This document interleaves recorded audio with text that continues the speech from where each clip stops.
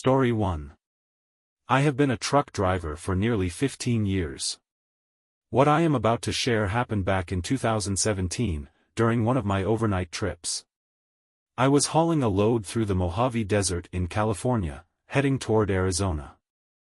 I believe I was transporting appliances, but honestly, I cannot recall for sure. It was one of those pitch-black nights where darkness stretches endlessly in every direction. The headlights on my truck were not in the best shape, they had been dim for quite some time, but I kept putting off fixing them. Normally, it was not too noticeable, but since there were practically no other cars on the road that night, the issue stood out. I had to squint every now and then just to make out the road ahead. Thinking back, that alone could have been a dangerous situation. I considered pulling over for a few hours and waiting for the sun to rise, but I was in a tight spot financially and needed every bit of time I could get to make the delivery. Even though I knew it was not entirely safe, I convinced myself it would be fine since the road was mostly a straight shot. It must have been about an hour before sunrise when I noticed something ahead in the distance. Whatever it was approaching quickly. Thinking it might be an animal, I slammed on the brakes. The truck skidded to a stop, and as it did, I saw what had been in my path, a car sitting smack in the middle of the road with its hazard lights flashing. The strange thing was that the car was positioned perfectly on the double yellow lines. Even stranger, the passenger side door was wide open. My truck stopped just a few feet away from hitting it. Now, I consider myself a pretty tough guy. I have been in my share of bar fights and know how to handle myself, so fear was not my first reaction. I was more curious than anything. Maybe someone needed a jump start, I thought. So, I put the truck in reverse, backed up a bit, and pulled over to the shoulder. I thought about setting up some road flares but decided against it since I had not seen another vehicle for miles. I stepped out of my truck and approached the car. It was a calm, warm night. Not even the wind seemed to stir, which felt odd considering how open the desert is. The only sound was the soft clicking of the car's hazard lights. It was eerily quiet. As I got closer, I noticed the car was a newer model red Ford Fusion. The passenger door was still hanging open. I cautiously walked around the vehicle to get a better look. To my surprise, the car was completely empty. I double-checked to make sure. I looked inside the back seat and even leaned in to see if someone was lying down. But there was no one. At that moment, unease began creeping in. I had expected to find someone in need of help or perhaps someone who had decided to rest in a bad spot. I was not prepared for an empty car sitting in the middle of nowhere. I glanced over my shoulder, suddenly feeling exposed. The darkness around me seemed impenetrable, and I could not shake the feeling that someone might be watching me. The beam of my truck's headlights lit up part of the road, but everything beyond that was swallowed by the night. I debated getting back in my truck and driving off, but my curiosity got the better of me. I decided to keep investigating. The car appeared perfectly normal from the outside. The key was still in the ignition, but the engine was off. I tried opening the trunk next, but it would not budge. It was locked. So, I grabbed the key from the ignition and tried again. This time, the lock clicked open, but the trunk still would not move, it felt jammed from the inside. Determined, I opened one of the back doors and tried to access the trunk from there. Surprisingly, it worked. I pushed the trunk lid up from the inside and finally got it open. Inside, there were 3 large garbage bags, tightly packed together, along with a rope that seemed to be holding the trunk shut. My heart began to race. I took a quick glance over my shoulder to make sure I was still alone before reaching for the bags. The coast appeared clear, but something deep down told me this was not going to end well. I was just a few inches away from one of those garbage bags when the loudest gunshot I have ever heard shattered the silence of the night. The sound hit me like a freight train, and I banged my head hard on the roof of the car in sheer panic. My instincts took over. I did not stop to think. I tossed the keys onto the front seat, scrambled out of the car as fast as I could, and bolted back toward my semi-truck. As I was climbing into the cab, I heard a raspy voice shouting from somewhere in the darkness. The man kept yelling, "Hey," over and over, and the voice was getting closer with every second. I clambered into the truck and fumbled to start it. My hands were shaking so bad that I cursed out loud more than once when the engine stalled on me. That is when I saw him. Standing by the trunk of the car was a short, stocky man with fiery red hair. He was wearing a pair of beat-up overalls and thick boots that reached halfway up his calves. In his left hand, he was clutching a small, dirty shovel. But it was his right hand that froze me in place. He was holding an old hunting rifle. Our eyes met for what felt like an eternity, though it was probably just a few seconds. The guy did not look wild or crazy, which made it even more unsettling. His expression was one of worry, almost desperation. As my truck started rolling forward, he dropped the shovel and began frantically waving his arms in the air. "Wait," he shouted again and again, but there was no way I was sticking around to find out what he wanted. I slammed on the gas pedal, pushing my semi-truck harder and faster than I probably should have. In my rearview mirror, I saw him running after me for a few seconds before he gave up and sprinted back toward his car. My heart was pounding like a drum in my chest as I put as much distance between us as I could. After about 5 minutes of driving, I started to believe I was in the clear. That is when I noticed headlights speeding up behind me. My stomach dropped, and a wave of fear unlike anything I had ever felt washed over me. I grabbed my phone and dialed the police, trying my best to explain what had just happened. The car caught up to me, and its driver laid on the horn, blasting it repeatedly. My mind raced as I tried to figure out what to do. I just kept driving, gripping the steering wheel so tightly my knuckles turned white. I prayed to God that he would not try to ram me off the road. For nearly 15 minutes, he stayed right on my tail, honking and swerving. Then, without warning, he sped up, pulled in front of me, and slammed on his brakes. I had no choice but to slow down, narrowly avoiding a collision. Just when I thought things could not get worse, I saw the flashing lights of a police car up ahead. The red Ford suddenly veered off the road, speeding into the open desert and vanishing into the night. Relief flooded over me as I pulled over to the shoulder to wait for the officer to arrive. When the cop finally got to me, I practically spilled my guts, telling him everything that had happened. But instead of chasing after the guy, the officer decided to take my statement instead. I begged him to go after the red Ford, telling him he still had a chance to catch up, but he just shook his head and assured me that backup would arrive soon for a full search. He sent me on my way after that, promising to call me if they found anything. They never did. To this day, I have no idea what that man was doing out there or what was in those garbage bags. A lot of my friends are convinced he was hiding something sinister, maybe bodies. I am not so sure.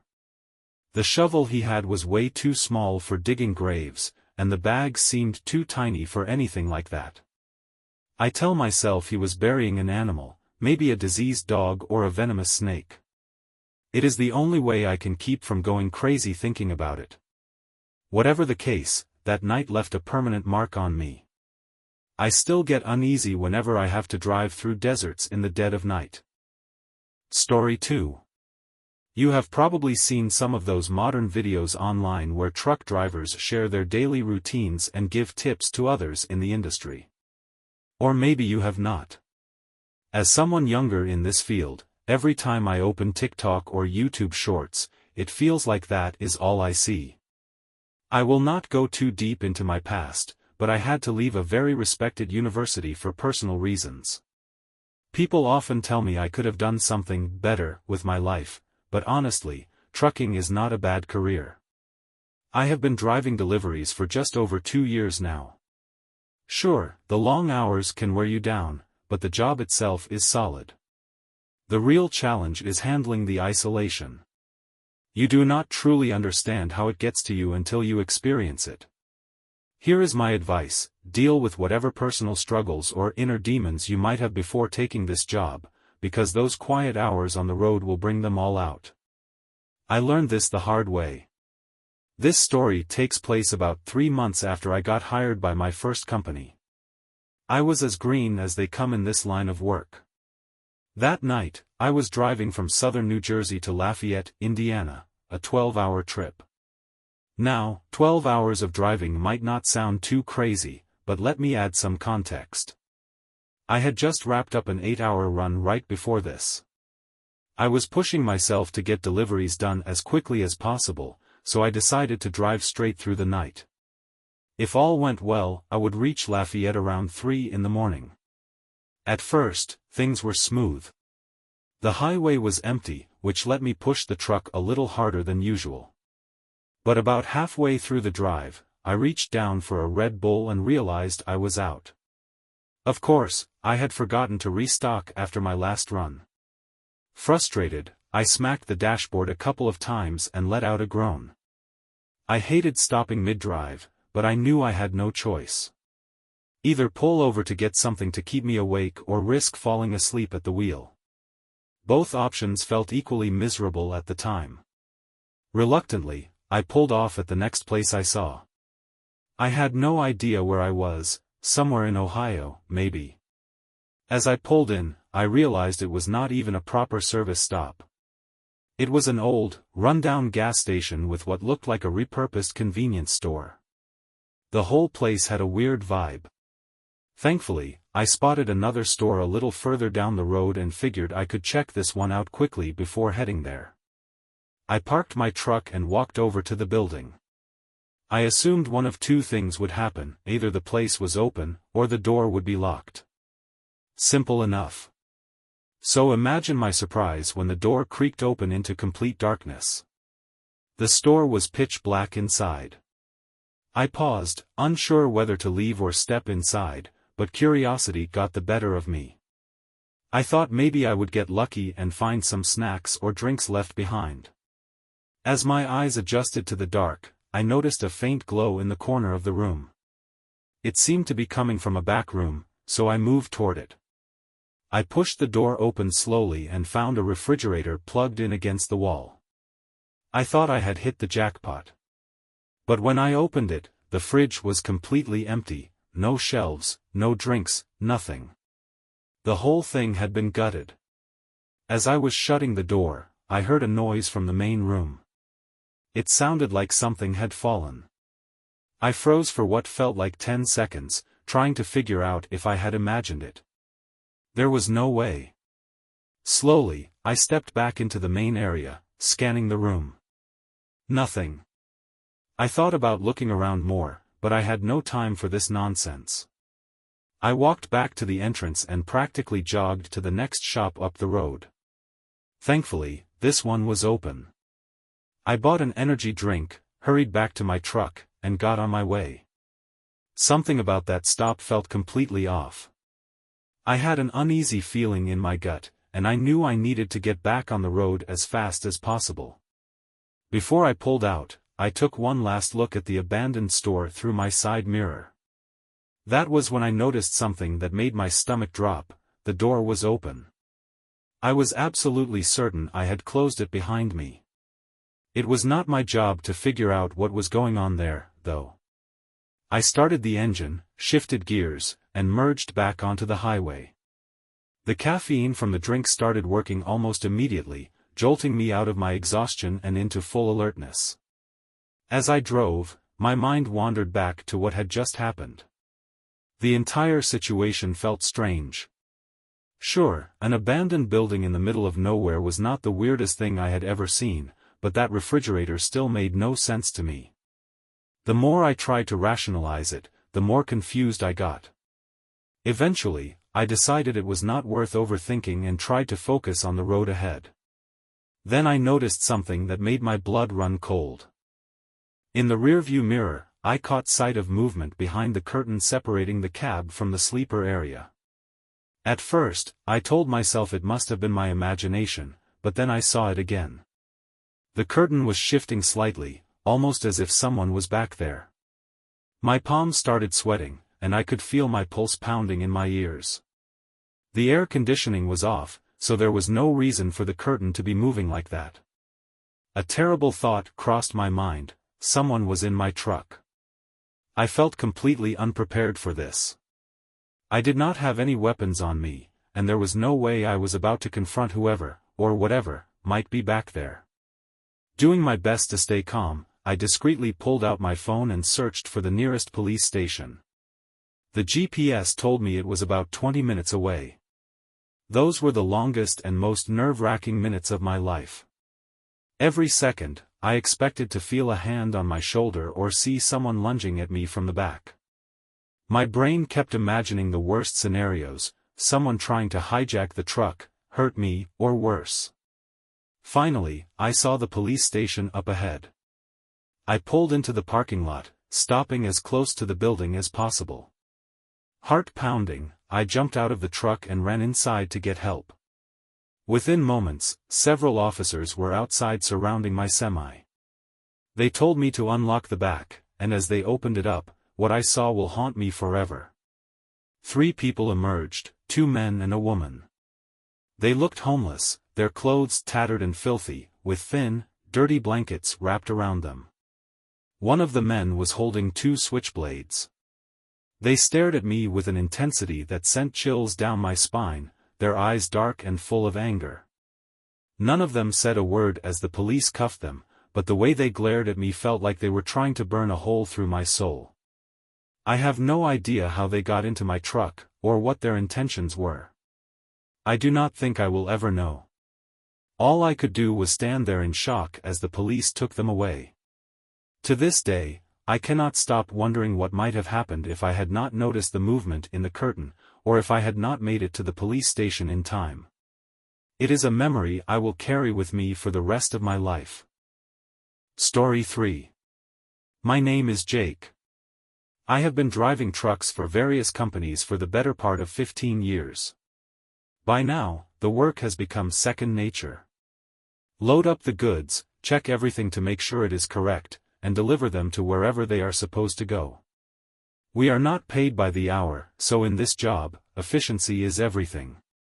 For someone like me, who has been doing this forever, I like to think I can outwork all these young folks who are just getting into the industry.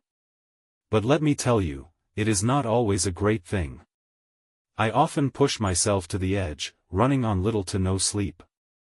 About 4 years ago, I was working for a warehouse in North Dakota. If you are not familiar, North Dakota is one of the flattest states in the country, which makes trucking somewhat easier. But it also means that shaving a few hours off your sleep could be the difference between keeping your job and getting fired. It was a chilly Tuesday morning in May.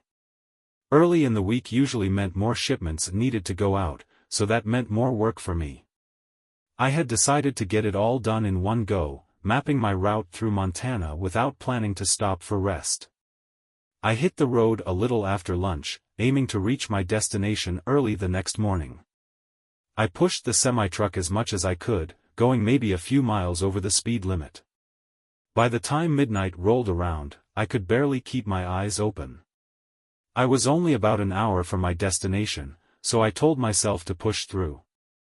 My buddy Mike, a fellow trucker, had once introduced me to something called smelling salts when I first got started in this line of work. If you have not heard of them, smelling salts are small bottles filled with some kind of crystals. One sniff, and they snap you awake. Mike always warned me to use them sparingly since too much could be harmful. As my eyelids grew heavier, I grabbed the bottle of smelling salts and took a deep whiff.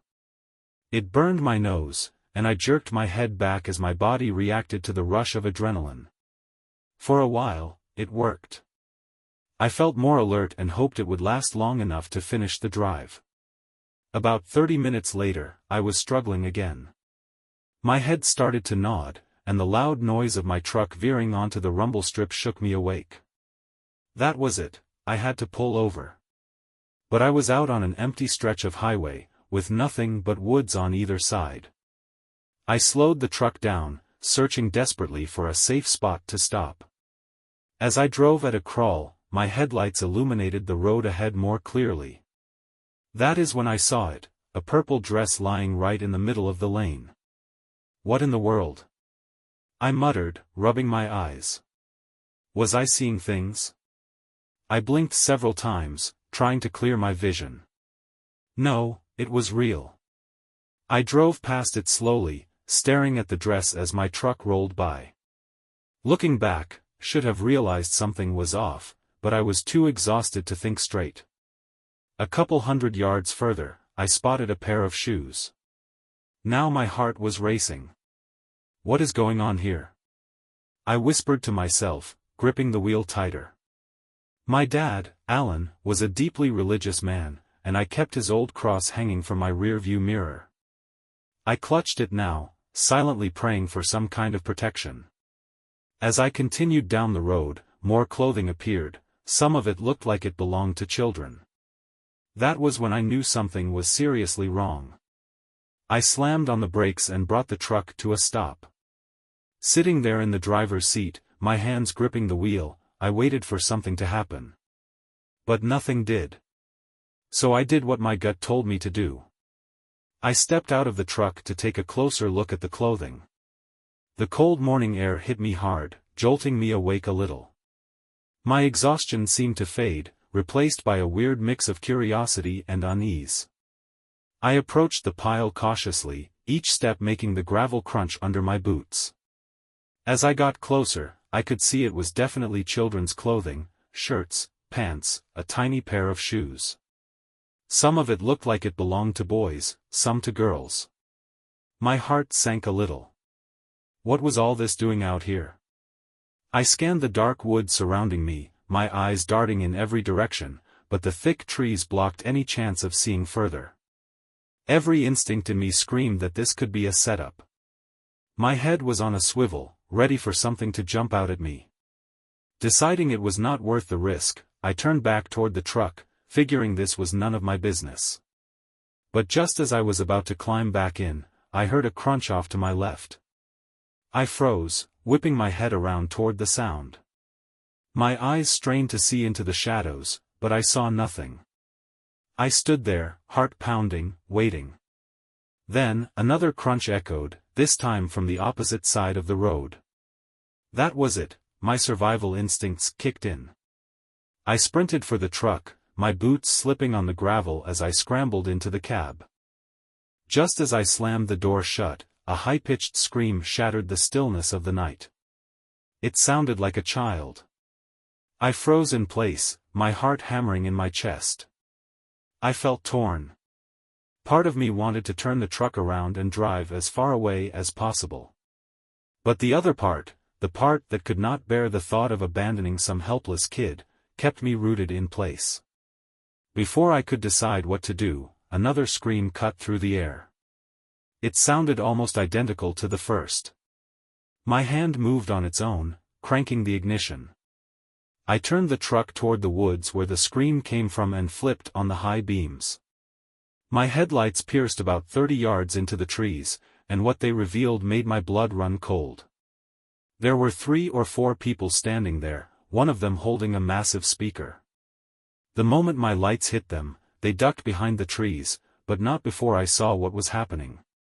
They were using the speaker to mimic a child's scream, trying to lure me into the woods. I just sat there, frozen, staring at the spot where they had been. My mind raced as I tried to process what I had just seen. My hand trembled as I reached for my phone to call the police. Before I could finish dialing, a loud thump shook the side of my truck. I turned my head sharply toward the sound.